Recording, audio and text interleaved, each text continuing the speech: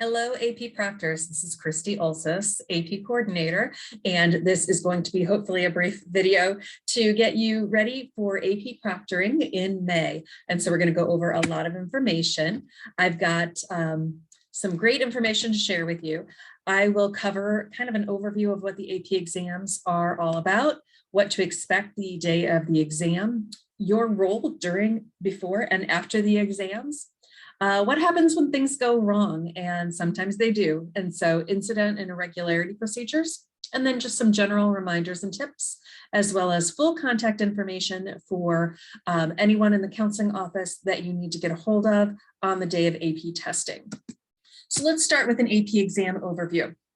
The AP exams run the first 2 full weeks of May, and this is standardized across the country, actually across the world. The AP exams are very specifically scheduled by the College Board. So the first 2 full weeks of May are testing, and then our AP makeup exams run May 17th through 20th.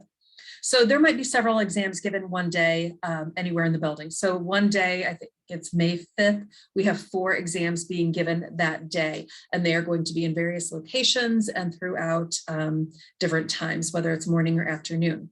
In addition to standard time rooms, there also might be some non-standard time rooms for students who have accommodations. And students can have accommodations for a variety of reasons, but the primary accommodations that students might have would be extended time on the tests. So they're getting 50% extra time, or they might have breaks as needed. And so if that's the case, students might stop the clock for breaks if they have to test their blood for diabetes or something along those lines.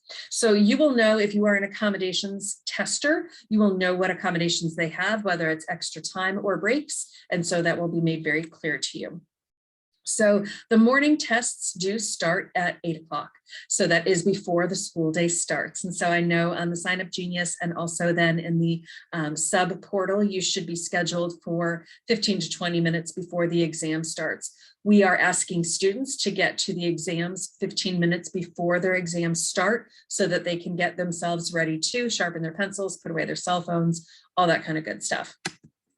So prior to the exams, we will be having a counselor from the counseling center here at Westfield that will be considered the exam lead. They are going to be doing the organizing of the testing room for you. So they're going to have all of the necessary materials that you need, all of the tests, the answer sheets, the AP labels. They'll make sure that you have plenty of Kleenex and pencils and pens, and then having the seating assignment posters and the rosters ready. So your lead is assigned to you for that day. So if you are, for instance, giving the AP US history exam and your lead is Mr. Shearer will be there the whole morning he won't be in the test with you the whole morning, but he'll be available to you all day if you have a problem. So he'll be there in the morning to help you, he'll check in with you midway, and then he'll help you collect items at the end. And if you have any questions along the way, that lead will be your primary contact.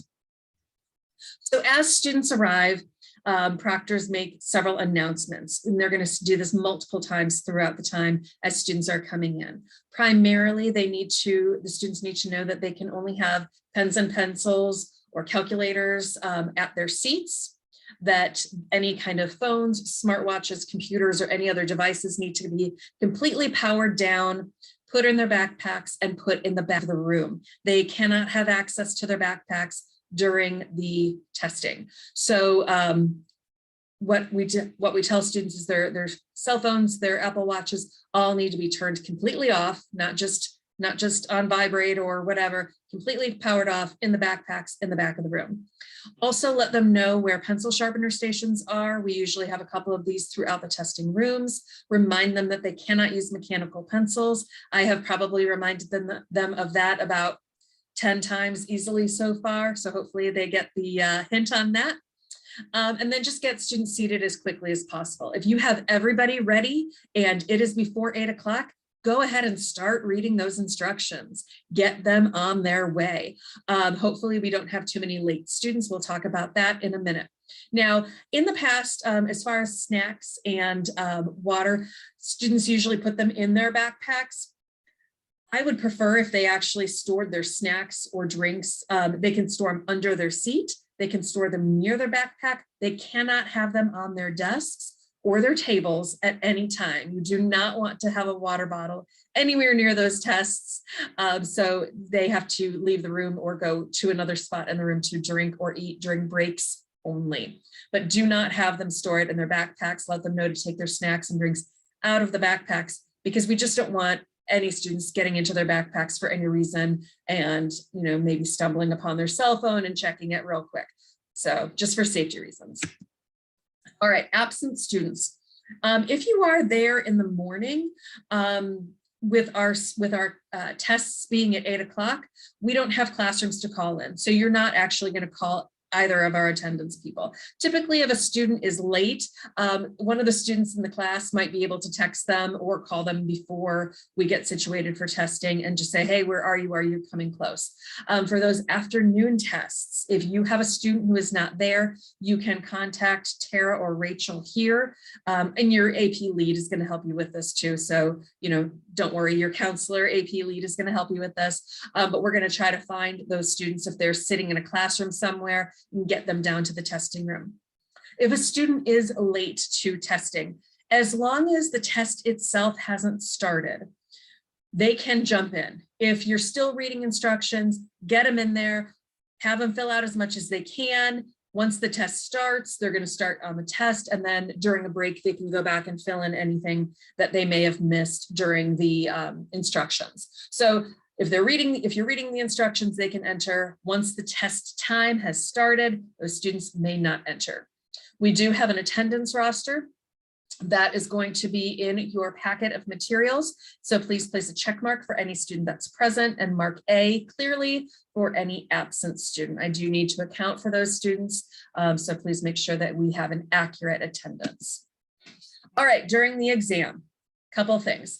Number one, be sure that each student has his or her own AP ID label. Those are something that the counselor AP leads are going to be passing out, and they will have organized them. Just make sure that every student sitting at their desk has the appropriate AP ID label. If they do not, then we could probably just find the other one in that classroom. It's probably maybe students had switched their desks or seats, so we'll find that. Number two, you must read all the testing instructions verbatim. Those instructions are going to be in your packet as well. There's a set of general instructions that are read at almost every test, and then specific instructions that are read for your specific exam. So again, for instance, if you are proctoring AP US history, you're going to read the general instructions first, then you're going to read the instructions that are specifically for AP US history. Keep track of all the timing of all the tests, write down the start time and then what time those tests end. Walk around the room, make sure that students aren't looking around, make sure they don't have anything on their desk that they shouldn't. There are a lot of wrappers with the AP exams, so a lot of times proctors will like to go through and pick up the trash as they go. It's just basically cellophane wrappers. Make sure not to throw away the white seals. That's on a little sheet about that big. Those are white labels that they will put on their seals or on their tests to seal those a little bit later on. We've got extras, so if you happen to lose one, it's fine, we have extras. You don't have to walk around constantly, you don't have to stand over their shoulders constantly, but just every 10, 15 minutes, get up, walk around the room, and just check that everything is okay. Students are allowed to use the bathroom. I usually have the rule of one student at a time. They do not get any additional time unless they have accommodations for extra time or for breaks as needed, but they will miss the time that they have if they get up to go to the bathroom. So that is all for that. All right, so completing seating charts. In your packet of materials, you will have a seating chart specifically for your test. So it'll be designed for the testing room that you are in. It will look very similar to what you see here in this picture. You will need to, the exam title is already written on there. The room number is already written on there. You will need to put your name at the bottom as well as the date, and you can just write in the initials of each student on the seating chart. I know it's hard sometimes as you're going through, but just if you could write the initials, look at their AP ID label to see who they are, that would be great. Cross off any spot where a student is absent, and then draw any direction or any arrows of how you distributed the test booklets. Now, when you're distributing test booklets, I always like to go from one end to the classroom to the next. So starting at the same spot, you go from this way to this way, and then the next row from this way to this way.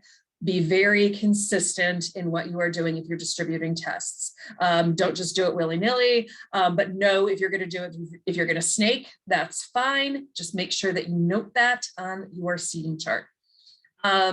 Circle the tables that are in use, cross off any sections that are not used. There will be some tests that are smaller than others that you may have extra desks at the back, so just cross that off on your seating chart. Okay, so during the exams, students have two sections. The first part is section 1. That is their multiple choice short answer, and they are going to be using number 2 wooden pencils. Then they have a 10-minute break, and then section 2 has free response with black or blue ink pens. We, again, will have extras for all of our students, extra pens, pencils, whatever they need. Hopefully they've brought their own though.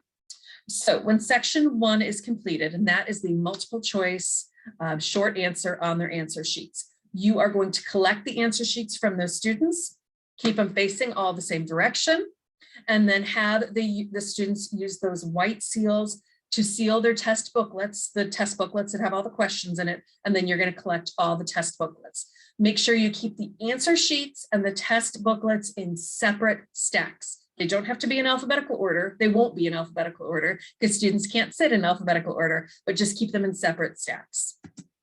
Then during the break, as you're going through those answer sheets and kind of organizing them, make sure that every student put on one of those APID labels, okay? Those APID labels are specifically for each student. Every student has a APID number and label, and so you want to make sure that they didn't forget to put that APID label on it.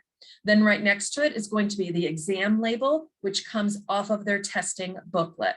So again, just make sure that that's all on there. And then they're going to write in their test that they're taking, as well as the form code and the form. Those are all going to be found on those answer or on the test booklets. So just make sure all of that is filled out. If anything is missing on those answer sheets, just touch base with the student during the break and have them correct it. All right. So during the break, you can use a timer to time the breaks. Please do. Students need to know that they have 10 minutes, not 12, not 15. They have 10 minutes. And they need to be back in their seats when that 10 minutes are up. They may use the restroom. They can talk quietly in the room or in the hallways just outside of the testing room. They can have their water or they can have their snacks, their drinks. Again, never near the tests themselves. At no time during breaks should students be on their cell phone or on their watches or anything. Any use of cell phones or devices during tests, even during breaks, is grounds for dismissal and cancellation of exams. So keep your eye on that. Don't be afraid to call out a student if they have a cell phone, and then just call your AP lead. So finally, make sure the students in the exams are monitored during this time. Just don't ever leave the tests unattended. It's pretty, most tests have at least 2 proctors. If not, just kind of stand in the doorway so you can keep your eye on the tests or keep your eye in the hallway. If you have 2 proctors, one can stay in the room, one can stay in the hallway. So it shouldn't be too much of a problem. All right, the next section is free response. Typically, those students are going to be using black or blue pen for this portion. Just double check when you're reading your instructions. The instructions will tell you everything. So all those bold words in the instruction books, you will read verbatim, and it will tell students if they are using pencils or black or blue ink pen. They do not complete the responses in the orange booklet. They have a specific free response booklet that they will write in. After they place their APID labels on the free response booklets, you as proctors will pick up all of their AP labels, okay? We'll talk about this in the next slide. So there is ample space in their free response booklets. However, occasionally students write a lot, and so we'll have some lined paper available in the testing room. They will need to staple that extra sheet to the first page of their free response booklet. And then you'll have to fill out an incident report after the exam, just with the student's name and APID number on there. We can take care of that. It's not a big deal. But if you should have a student who needs more paper, if they used up all their space in the free response, we will have lined paper. All right, those AP labels. So after the students have labeled their free response booklets, you will collect those AP label sheets. Again, the label sheets are about that big. They're about a 5x7. So you will collect them. You will put them into multiple stacks. First, you will put them into a stack for students who have no more AP exams. On the AP exam labels, it has a list of all the exams that student is taking. So if they are taking their last exam that is listed, you can put it in one stack. They have no more exams, okay? For those students who are continuing on and have future exams after the current one that they're taking, you are going to put them in those piles. So you are going to put all of the students who have music theory next in one pile, or all of the students who have AP calculus next in one pile, and so forth and so on. That way we can make sure that those AP ID labels get to their next test. Sometimes that might be the same afternoon. So if they have AP calculus in the morning and then AP computer science principles in the afternoon, we need to collect those labels, get them to the box for the AP computer science principles in the afternoon, and make sure those students have that. So just make sure that you're organizing by the next exam that the students will take. Your AP lead, your counselor will come and collect those. You'll have their cell phone number, so you could text them and say, I've got all the AP ID labels ready for you, but they should be checking in on you as well. Once that free response test is done, you will collect the free response booklets and the orange booklets. Again, keep them absolutely separate. Orange booklets here, free response booklets here. And again, just check to make sure that the student's AP exam label is there, as well as their AP ID label in addition. Okay, completing the exam. Once students are done, once you have collected all of the exams, students can be dismissed. If they are done with the test or just like, hey, I'm done, I've got to practice after school, or I've got a job after school, they are not allowed to leave. They must stay in the testing room until all students are done, until all tests are collected. So once the exam time is done, once you have collected all of the materials, then and only then can students be dismissed.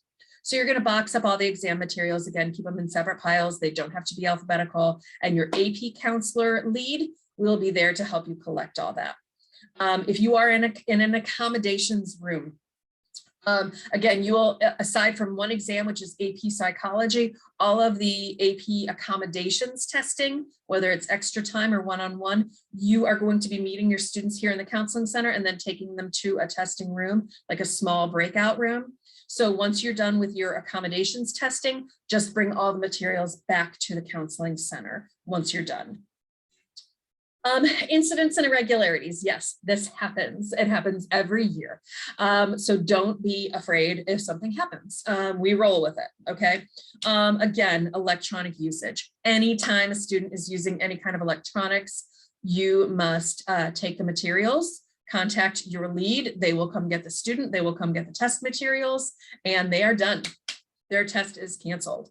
So again, we take it pretty seriously. College Board takes it extremely seriously. So no cell phone use whatsoever. If there's some sort of emergency, we have a fire alarm. We have an Alice lockdown, anything like that. You will note what time that happens, as well as how much time is remaining in the test. You have students put their answer sheets inside their test booklets and close them, and then leave them on their desk. So if it's a fire alarm, put their answer sheet in their book, close the test booklet, everybody gets up, files out of the room. All right. If it's a student injury or illness, collect the student materials, and again, note the time. If the student returns, allow them to complete the exam. They do not get any extra time unless they're an accommodated student. If they don't return, if they are really that sick, contact your AP lead, let them know who the student is, what time they left, and where they were going. We have had students who do get really sick during the test, and they may end up getting, going home. And if that's the case, we just take that exam, we cancel their scores, they are allowed to do a makeup test. So again, that happens. If you have any other questions about any other incidents, you can find that information in your giant general or in your giant AP exam instructions booklet that you will have. I'm also going to be sending you guys that PDF of that as well. So it will kind of walk you through what to do in that case. If you have any questions, you can contact me or you can contact your AP counselor lead. Some reminders and tips. Please make sure your own cell phone is silent. You know, we harp on the students so much about turning off their cell phones. You can have your cell phone on, just completely make sure that it's silent. You know, make sure it's not going off, make sure it's not vibrating. We don't want students to hear that during the test. Please stay attentive to the exam and to the test takers.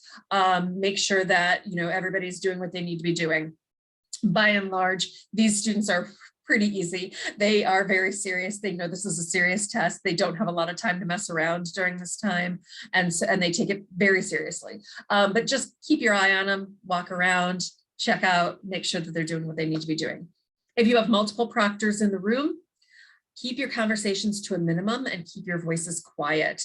Again, we don't want to be distracting them. Sometimes conversations have to be had, just keep them pretty low. Again, don't ever leave the exams unattended. If you need a break, if you are the only proctor, if you need a break, contact your lead. They'll get there in a couple minutes and they'll take over for you while you go have a break. Not a problem. If there's more than one proctor, go ahead and take a break. So if there's two of you in the room, one can take a break real quick, the other will stay in the room. Just don't ever leave that room and those tests and those students unattended.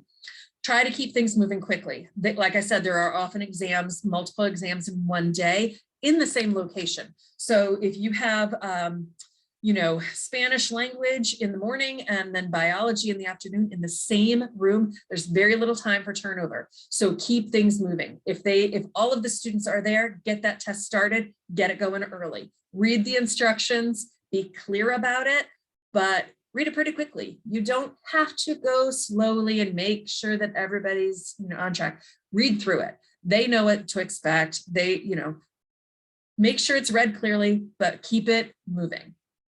We just want to make sure that the tests are going to end on time and that we have enough time to flip the room for the next test, or for those students who have two tests in the same day to get a little bit of a break between the tests. So I know this is a lot of information. There are some other tests that have some unique circumstances, like digital exams or music or world history that have CDs and boom boxes. I'm going to be contacting you guys separately about those, but please make sure that if you have any questions or concerns, check with me, check with Tara. She's our administrative assistant here in the counseling center too. We are here to help you in any way that you can. If for any reason you cannot proctor your exam on the day of the exam, please, please, please contact me immediately so that we can try to find a replacement. Contact me as soon as you possibly can. So don't wait till the last minute, because it can be very difficult to try to find replacement proctors for these AP exams. So again, contact me with any questions, concerns, or if there's any reason you cannot make it. And then finally, here's all the information for all of our counselors and leads. This PowerPoint, the paper copy, will be in your packet. So you will have the cell phone numbers of every counselor and every AP lead. So again, you can say, okay, oh, my counselor lead is Angie Torbeck. She introduced herself to me this morning. I've got her cell phone number. I can send her a quick text because I've got a question about this. We are here to help. We thank you guys so much for helping with AP exams. This is a huge undertaking. We've got 1,600 exams being taken by about 1,000 students this year. So it's a huge undertaking, and I can't tell you how much we appreciate your help. And again, we just thank you for all that you're doing.